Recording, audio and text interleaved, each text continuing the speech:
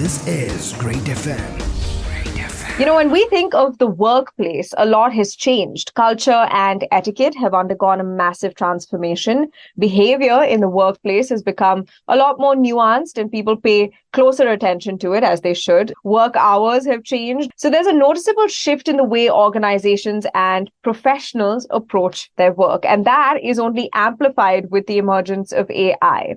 But you know what hasn't changed?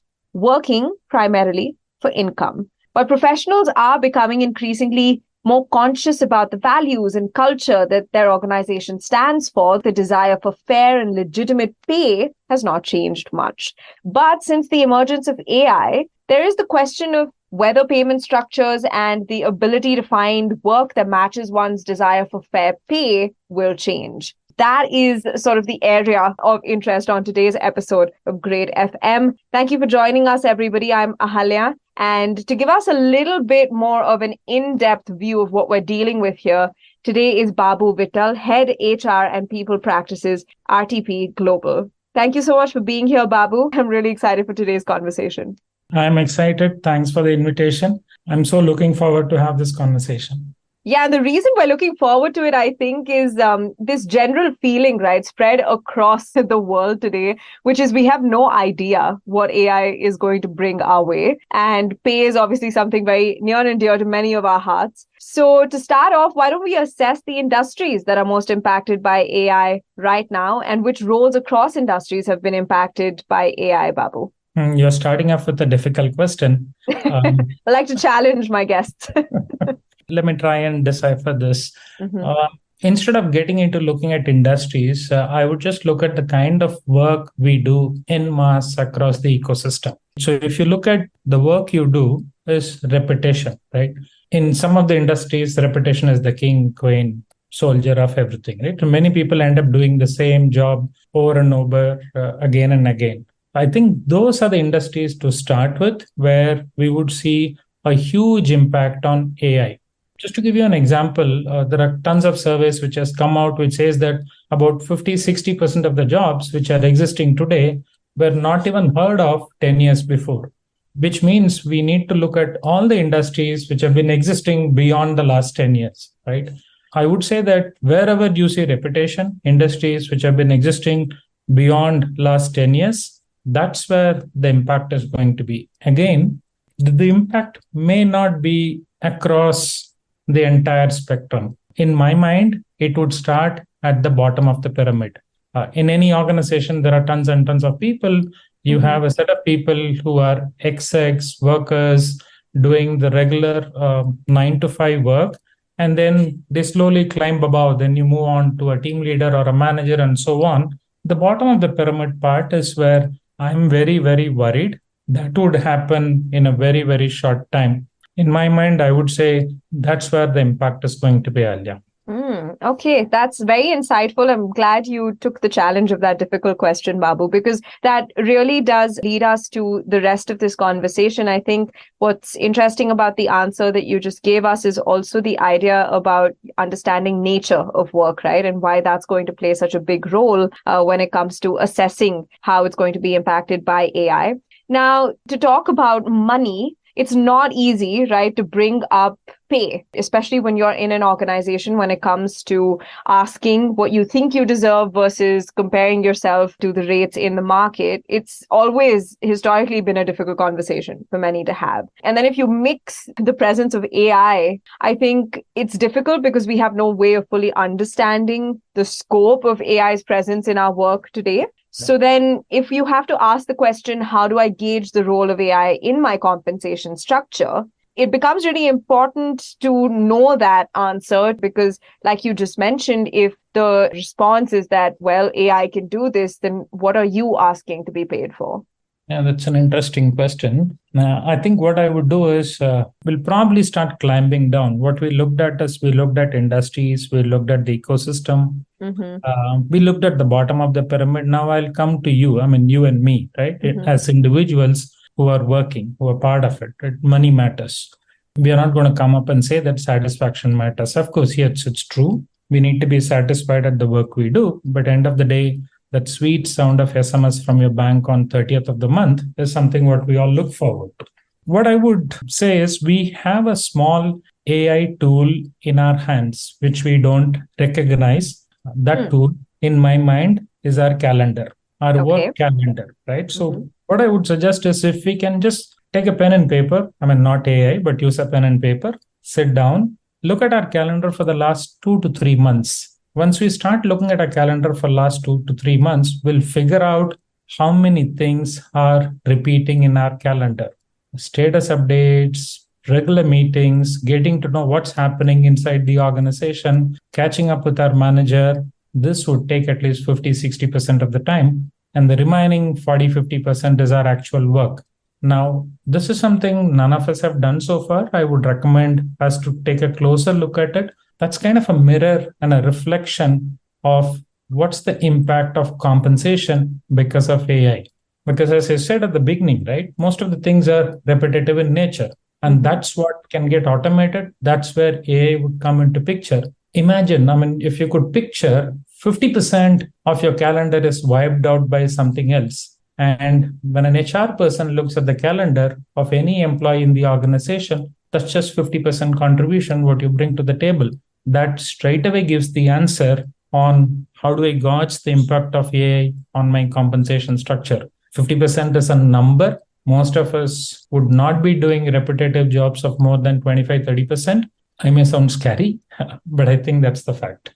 Wow. Okay. I think that's a very unique way of looking at it and sort of assessing it, right? Every one of our answers is going to be unique. So important to do that exercise. I think I'm going to definitely do it after this podcast. Now, bringing the conversation to HR, because Great FM does spotlight conversations around human resources. Does HR and do HR professionals need to now start coming up with effective strategies to assess the potential place of AI in every role at their organization? And if the answer is yes, they should. How can you even begin to analyze that, Babu? Something which is difficult and something which is yet to be figured out obviously falls in the lap of HR professionals, right? So Absolutely. we are at the receiving end of most of the things which are happening both in the ecosystem, also in the industry, also in the organization. It's kind of challenging for us to start, but I would say look at the bottom of the pyramid to start with. Within your organization, one metric you could approach is looking at the salaries. That's one metric you could look at, starting from the bottom of the pyramid. The other one I would suggest is to look at unique titles. Let's say, for an example, if you have 25 analysts in your organization, an organization of 300 people with 25 analysts, you just need to go look at your compensation structure or a document. You will find out these grouped titles. There could be an analyst working in a finance, or there could be an analyst working in a marketing team. Analyst is an analyst, right? So if you start looking at grouping those roles at the bottom of pyramid, you'll get an idea of where to start from. The next obvious step is to look at what is the job description, what are they doing. We have the interview notes to check, what kind of people we have hired. We have the salary numbers to check in terms of what kind of salaries they're drawing. I think that's one place I would encourage fellow HR professionals to go and start looking at. Once you start there, I think the path will open up in itself for you. Okay, so this seems like doing the calendar exercise, but for everyone at work. That's true. So HR, we've had this conversation as well on Great FM before, Babu, which is, as an industry, HR has in itself undergone quite the AI makeover, right? So many functions of HR have now started being supported by or enhanced by the use of AI. So to take HR professionals' compensation into consideration, what should people professionals be looking out for in terms of ensuring fair pay for themselves also? It's an interview question what you're asking me. I love that. I love to be in that position for once in my life. I think the fundamental question is you should start thinking like a CEO or a CFO in this. Okay. What would a CEO think about? How would you project this number for the next 5 years? Do you think you would be willing to add another 10% every year from now on? As a CEO, I'll be comfortable going and presenting this to my board. As a CFO, would I be comfortable doing this? If the question is yes, then you can start thinking about your own compensation. If the question is somewhere maybe, or if the answer you have is somewhere in the gray area, I think that's when you should probably go a little bit deeper and start thinking about what else we could do. One of the things I would do is look at the own team you're managing, right? We love building big teams because that's how the HR teams are, right? We start throwing people at the problem. We slowly realize that those problems can be managed through machines or systems or whatnot. But at the beginning, we start throwing people at the problem. So maybe we should start looking at our own teams. How could we manage it, reduce it, outsource it? However lean you could make your team, start thinking about moving in that direction. Then you will find answer for your own compensation question. Again, a little uncomfortable, a little scary place to be, but an exercise that has to happen if we're going to secure our futures. Also, to talk about the policy level changes that need to happen, Babu, when you take a look at HR professionals right now and their involvement at the policy level, it's quite large, especially post-COVID, right? They've been given a much bigger hand in actually defining the culture of an organization. So what are the policy amendments or new policies behind this compensation question that should be considered by HR professionals right now that can be implemented ASAP? Okay. Even my CEO has not asked this question, but you're asking me. I think what we need to do is we need to do a bit of reverse engineering. All policies are needed, Alia. I mean, it's not that your employees are not going to travel. It's not that they're going to take leave or not take leave. Everything is going to be existing as long as you have humans. Most of the basic policies will be in place, and you definitely need to consider all the policies. I think probably what we may have to do is we may have to think through sort of a reverse paradigm for our policy structure. Because during COVID, we thought about how do we accommodate individual requests. Let's say we build a policy for 100 people, but we should think about having 500, 600 employees in the organization, how we could scale the policies. When the reverse paradigm I mean is, can you build and go take a relook at your policies and say, hey, right now, build it for 600. How can I reduce it for, let's say, 50 to 75 people, right? You may have to start wearing a reverse lens and looking at all your policies. I mean, all policies are needed. Nothing is going out of the window. But the way you approach it, the way you customize it, the way you make it sweet, short, and interesting for a limited set of employees, mind you, after AI starts coming into the picture, you would only largely have high-performing employees in your organization. So how do you start fine-tuning your policies to a large set of high-performing yet small number within the organization? That's what I would suggest. Okay. All right. So for anyone who is going to ask their head people professional this question, that's your answer now. I also do want to draw a correlation between upskilling and see, this is again something that has come up, Babu, during this entire year, right? You would have heard many people talking about human intervention in AI and how maybe we're just trying to soothe ourselves a little bit. But the fact that AI isn't at a position right now to completely take over, it does need a fair degree of human intervention. And as human beings, if we can learn to work with AI, what it can do, what it can't, we won't be controlled by it. We'll still be controlling it, right? Do you think this is something that plays a role in the money conversation for professionals all over the world, across industries, across different roles? Is it a valid correlation, or is it a little too simplistic to learn AI and then, your compensation won't change too much? I mean, it's kind of an interesting question. I wouldn't say it is just about learning AI. I think it's about continue to learn AI. And continue to adopt yourself. So it's not a box, right? You just go tick the box and you say that, hey, I'm done with this. You probably continue to learn in terms of what's happening. So I would start with at a few places. As HR professionals, I start with HR professionals. We generally have a tendency, I'm not generalizing this, but I have seen this as a trend across good percentage of HR professionals where we put our head down and work. And we don't kind of put our head up and look around in terms of what's happening, what's changing in the horizon. So first thing is I would ask my fellow professionals to raise their head and look around in terms of what's happening. Probably the next place I would go is don't look at the news, right? If you look at the news, you'll probably get pulled in different directions in terms of a company CEO is in, he's out, he comes back, all that happens in the AI world becomes news. You may have to distill and probably go further down to understand all the enhancements which are happening. That's another place I would suggest. One of the constant mantras one need to follow is just pick one skill, probably pick a tool, maybe look at how we could continue our learning journey, continue to equip yourself in this journey. It's not going to be start, stop, and then my pay is going to change. It's going to be start, and continue to do your learning journey. I think that's where the answer is. The correlation, yes, it is existing, but it's not a one-off exercise is what I'm trying to say.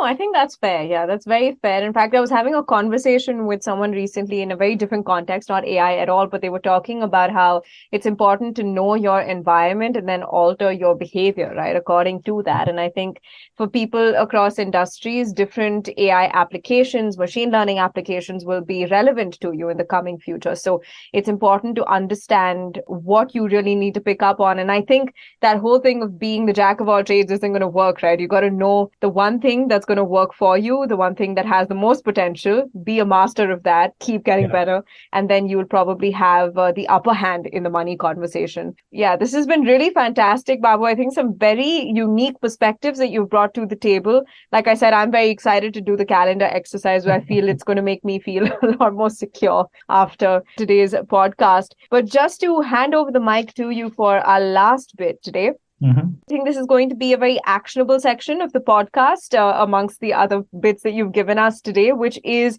to highlight 3 immediate communications or messages that HR professionals need to make in the area of the AI and compensation crossover. So I'm going to step away for a bit. The floor is all yours. Should I call it 3 important communication or should I call it warning signals? I don't know, but I'll tell you what comes top of mind. Probably the first one is upskill is not given. It has to be taken. No longer we're going to go around and chase our employees saying, here is a calendar, here are 10 courses. I recommend you to take 2. No, that's not the way it's going to happen.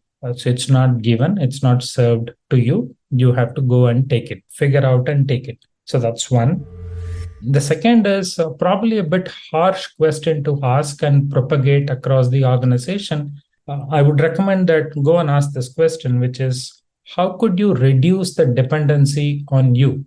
Right? If this question is asked to you, that kind of makes you think. It's not a question about, I'm going to ask you to step out of the organization. I'm going to ask you to figure out your reputation, whatever things you're repeating within the system, figure out the dependency I have on you, and go and figure out new horizons wherein you can bring more and more positive sense into the organization, more and more expanded horizons for the organization. The answer kind of would help the organization to move forward. So that's the second one I would say.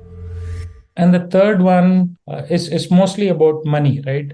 Money is directly proportional to the deliverables you do. It's no longer about clocking X number of hours. It's no longer about delivering X number of reports. It's directly proportional to the deliverables what you bring to the table. I would say earlier, these are the 3 things. It's difficult to make this communication, but I think we may have to do this communication.